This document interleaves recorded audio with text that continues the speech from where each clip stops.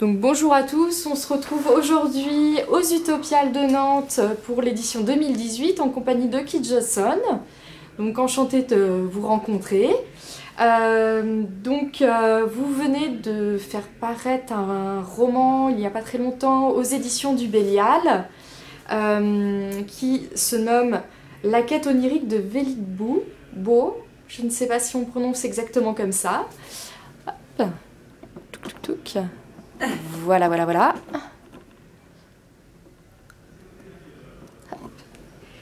Est-ce que vous pourriez nous parler un petit peu de ce roman? Comment est-ce qu'il est né? So you have a book which appeared with the ActuSF, The Dream Quest of Véliboe. She would like you to explain how this book was born. I became a college professor 5 years ago, and as part of that I started to reread a lot of books that I had read before when I was not thinking like a scholar. And one of the authors I read was H.P. Lovecraft. I had read Lovecraft as a child and loved it. It was exciting and terrifying, but rereading it as an adult, it was much more of a problem. The racism was very obvious. There's a imperialist impulse. Randolph Carter, the hero of Dream Quest of Unknown Kadith, the Lovecraft I was reading, would just assumed everything, he could have everything he wanted. And as I read it as a scholar, that bothered me, that wasn't questioned at all. So I decided to see what happened to the world of H.P. Lovecraft if I went in and said, what other choices, what other decisions could have been made? Could he have written a story that wasn't racist? Could he have written a story that wasn't sexist? So that was the initial thinking that made me write it. Ok. Donc en fait, elle a commencé à enseigner en université il y a quelques années et cela lui a donné l'occasion de relire des auteurs qu'elle avait lus étant plus jeune, notamment Lovecraft, et ça lui a permis de se rendre compte d'un certain nombre de problèmes dans ses écrits, par exemple le racisme, l'impérialisme. Et donc, en relisant ces textes d'un point de vue universitaire, du point de vue d'une enseignante, elle s'est dit qu'il aurait peut-être pu faire d'autres choix dans leur écriture. D'accord. Et donc finalement, dans ce roman, de quoi cela va parler en fait? Quel est le postulat de départ? So how did you start? What's the starting point for your story? Is it the same as Lovecraft? Is it different? Two answers. One is that I was tired of reading stories about young people. I was tired of reading about 20-year-old problems and not 50-year-old problems. And when I turned 46, I became a rock climber.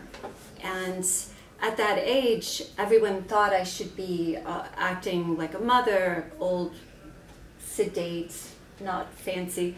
And that made me angry. So I wanted to write a story that was about a woman I would want to be instead of a woman I might have been. And that's one answer. And the other answer is that I took the original Dream Quest of Unknown Kadith and wrote a list of what happened. A young man from our world goes to the Dreamlands to find a city that he saw and feels belongs to him. And he has various adventures. And I wrote a list, and then I wrote another list, which was If it's a man, it's a woman. If it's young, it's old. If he's from our world, she's from the Dreamlands, because I wanted to see if the decisions would be different, and I found they were. A woman in her 50s doesn't do the same stupid things that a man in his 20s does. Ok, il y a deux réponses. D'une part, elle en avait assez de lire des histoires à propos de gens jeunes d'environ une vingtaine d'années, et pas plutôt d'une cinquantaine. Et donc, quand elle a eu 46 ans, elle a commencé à faire de l'escalade, et tout le monde lui disait, mais tout le monde était un petit peu surpris, parce qu'à cet âge-là, on a tendance à attendre des femmes qu'elles soient des posées, mères, posées, etc. Voilà. Et donc ça l'a mis en colère. Donc elle a décidé d'écrire d'autres genres autre chose. Et donc pour ce texte en particulier, en fait, elle a fait une liste de tout ce qui se passait dans le texte de Lovecraft. Donc un jeune homme qui va dans une cité dont il considère qu'elle va lui appartenir ou qu'elle lui appartient. Et en fait, elle a écrit la liste opposée, une jeune femme, etc.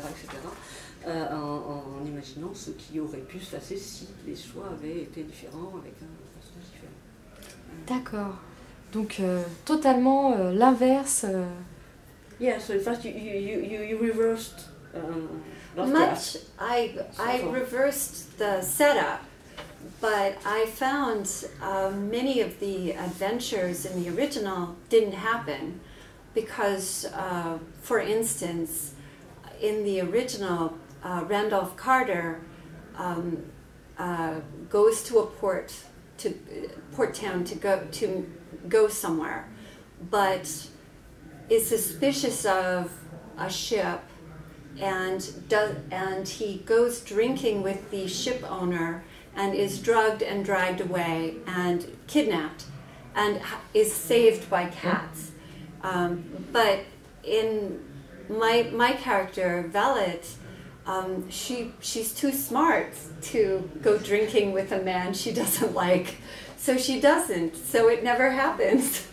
So it started as an opposite, but as it went on, her decisions kept taking it away from melodrama and high adventure and towards the story it was instead.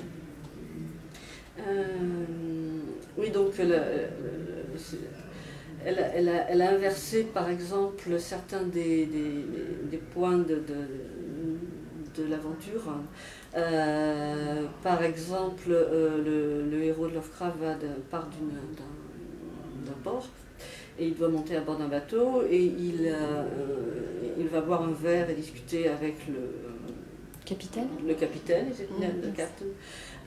Et finalement il se fait kidnapper, enfin il boit, il est bourré, il se fait kidnapper et did you say he was saved by a cat? Il est sauvé par un chat. Ok. Et c'est pas ce qui se passe avec Velit, parce qu'elle est trop maligne pour accepter de prendre un verre avec quelqu'un dont elle se méfie. Voilà, quelqu'un d'intelligent. Voilà, oui. Okay. Et de prudent. Et d'ailleurs, donc vous disiez que vous étiez inspiré de vos lectures de Lovecraft.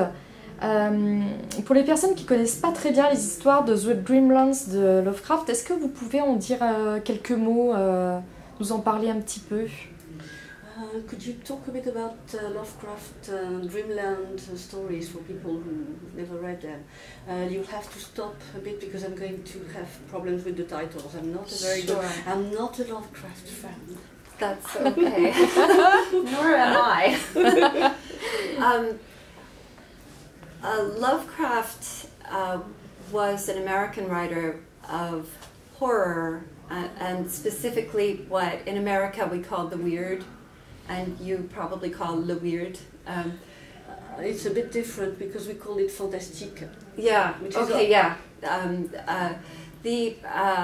his stories, he wrote mostly stories about great cosmological horrors. So Cthulhu and monsters, old, ancient, terrifying, inhuman, uncaring gods. He also wrote stories about New England, where New England is creepy, unpleasant, people are half monster. But the Dreamland stories were more like traditional fantasy at the time, before Lovecraft or before Tolkien. So they were pointing to English fantasy writers who wrote these beautiful, weird worlds. But his were dark because he was Lovecraft. So a lot of scholars of Lovecraft think his Dreamlands books are not his good ones. That his best work is the other things, The Call of Cthulhu. I'll write it out for you in a minute, if you want. I know that one. And At the Mountains of Madness, stories like that. But the Dreamland stories have a drive to them that the horror stories don't always. Those are always about effect and the big horror, and the Dreamland stories are about seeing things, travel, seeing wonders, meeting strange creatures, instead of the great horrors. Donc, au départ, Lovecraft est un auteur de ce qu'on appellerait de horreur en français, ou de weird.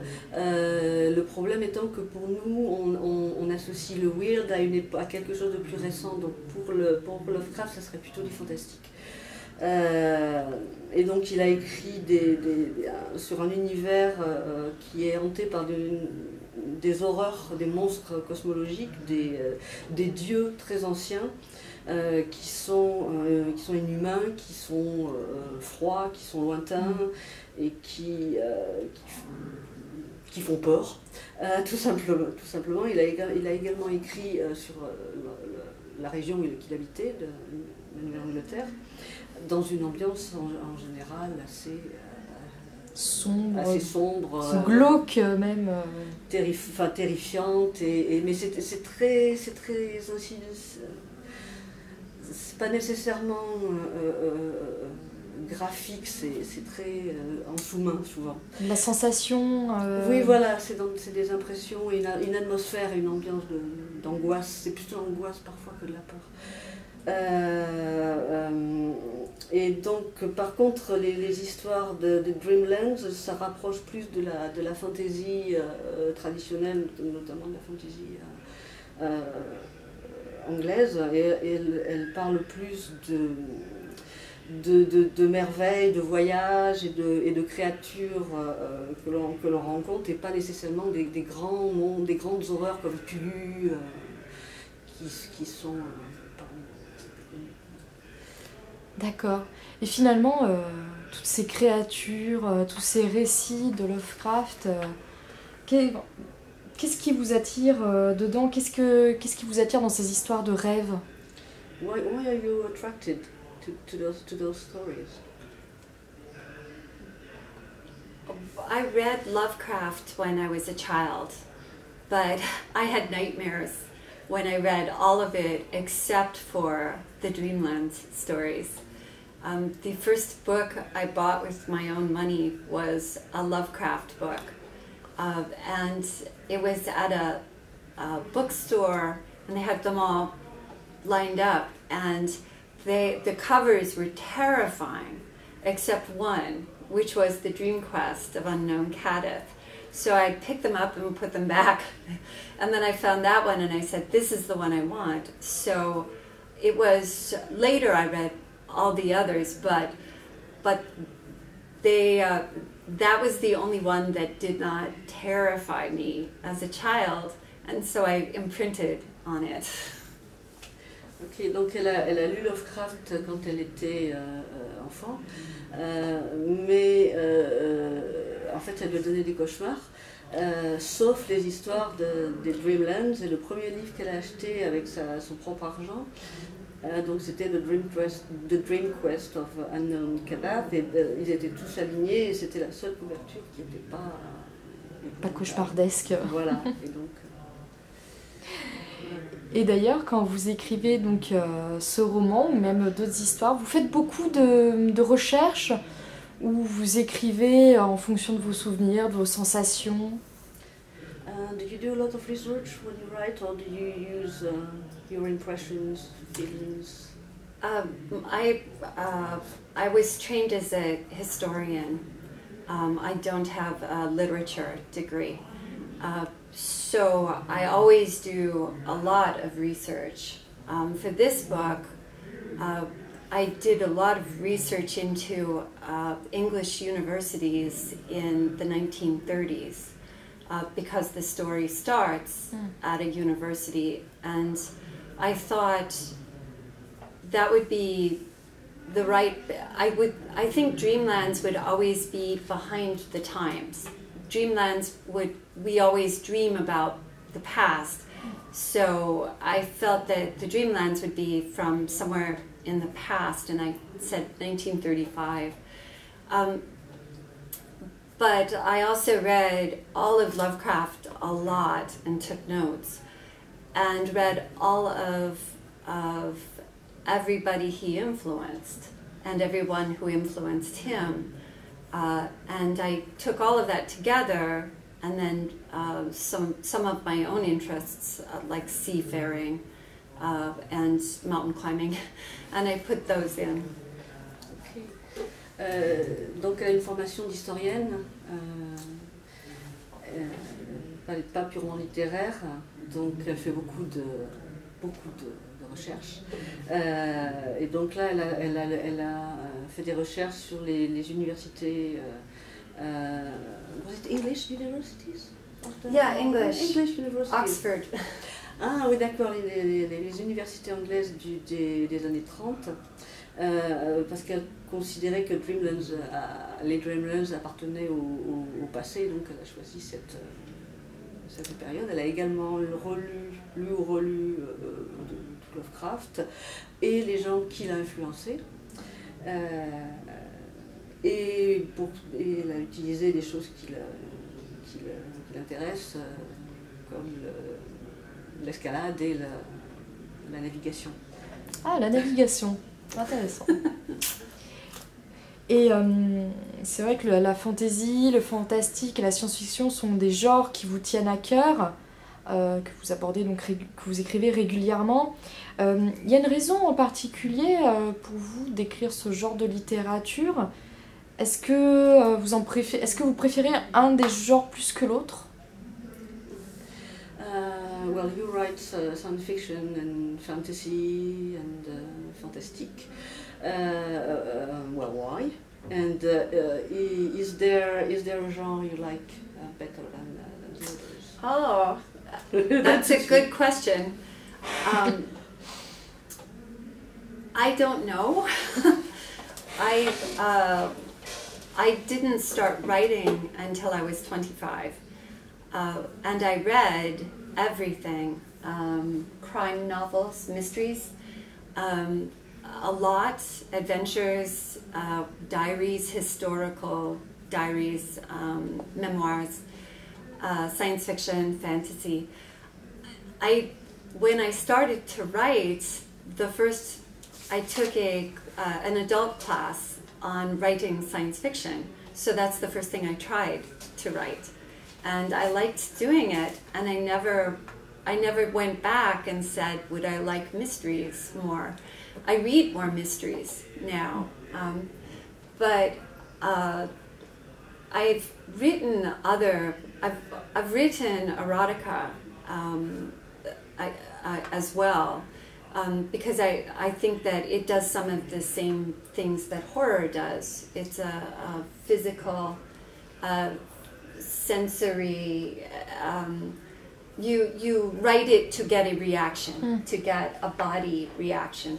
But I think of myself as a science fiction writer, but in fact, mostly I write fantasy as though it's science fiction.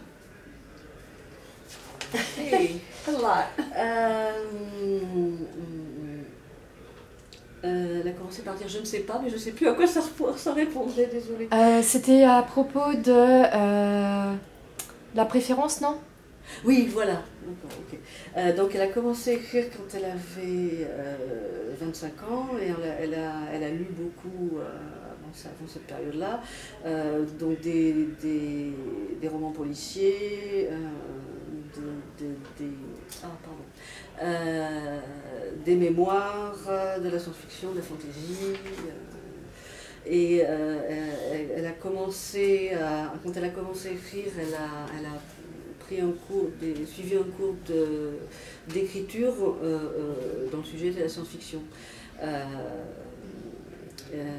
Et donc maintenant, elle lit plus de policiers, mais elle a également écrit des textes érotiques et elle disait que en fait c'est proche de l'horreur. Parce que parce qu'en fait on cherche à créer une sensation, un effet physique chez le lecteur quand on écrit quand on écrit de l'horreur ou quand on écrit les frissons. Voilà, ça s'adresse au corps. Et donc elle pense être un auteur, elle se considère comme un auteur de science-fiction, mais elle écrit de la fantaisie comme si elle était un auteur de science-fiction. Je ne sais plus si c'est très clair. Si, c'est bon. Okay. Mais d'ailleurs, je vais continuer un petit peu la question dans le sens où quand vous écrivez de la science-fiction ou de la fantasy ou même donc du fantastique, est-ce que ça vous permet d'aborder des sujets qui vous tiennent à cœur, que vous n'auriez pas abordé autrement, d'actualité, sociaux ou des idées en fait Does writing science fiction allow you to talk about things you couldn't speak about in other ways? Yes.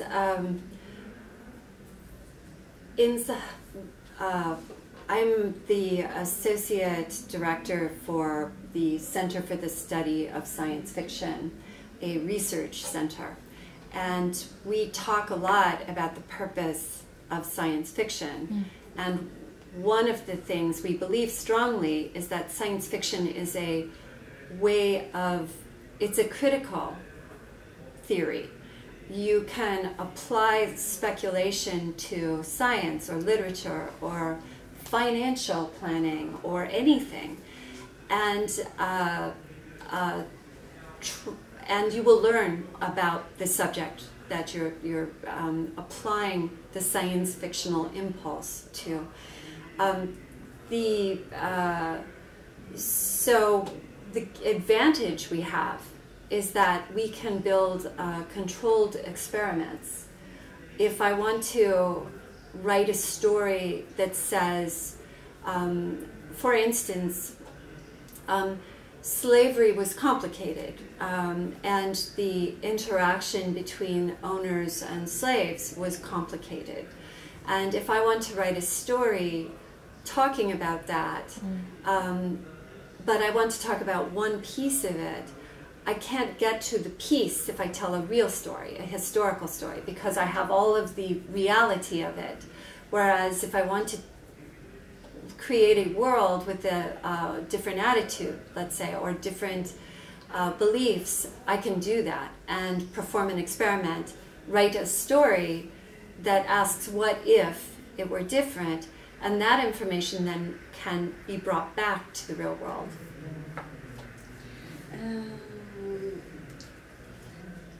Sorry, I missed. You said you were associate something, and I forgot. I'll write it down for you.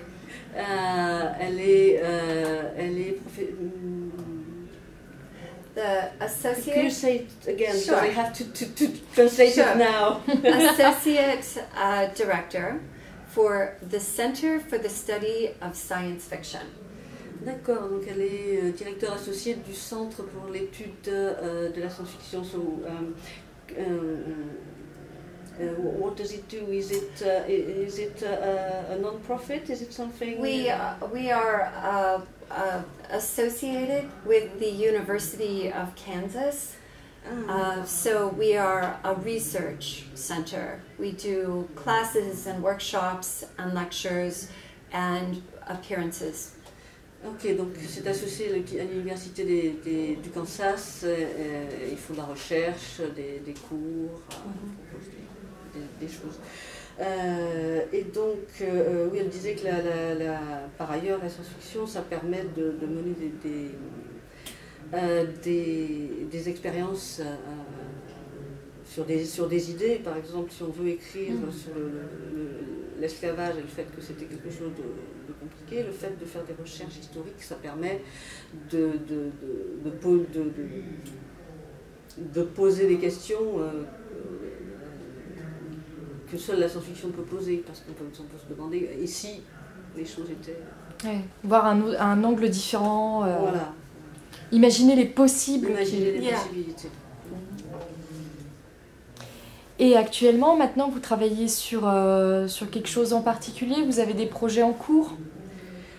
What are you working on at the moment? Have you got projects you must have? I'm working on a sequel to a book that came out last year called The Riverbank, which was a sequel to The Wind in the Willows, a children's book. It's going slowly, and meanwhile I'm thinking about writing another book about Velvet Bow, and I'm thinking especially about setting it with Jules Verne in one of Jules Verne's stories. Donc, elle est en train d'écrire une suite à un roman qui s'appelle The Riverbank, qui était lui-même une suite du Vent dans les saules, le classique de la littérature enfantine anglais, enfin pas enfantine. Jeunesse. Jeunesse, voilà, oui. Yeah. Donc elle disait que ça allait pas très vite. Et elle a également en projet un autre livre sur Velvet Bow et éventuellement d'utiliser un livre, l'univers d'un roman du Verne. D'accord. Ça fait des beaux projets, donc j'espère qu'ils arriveront en France. Merci beaucoup d'avoir répondu à nos questions et bon festival à vous. Oh, merci.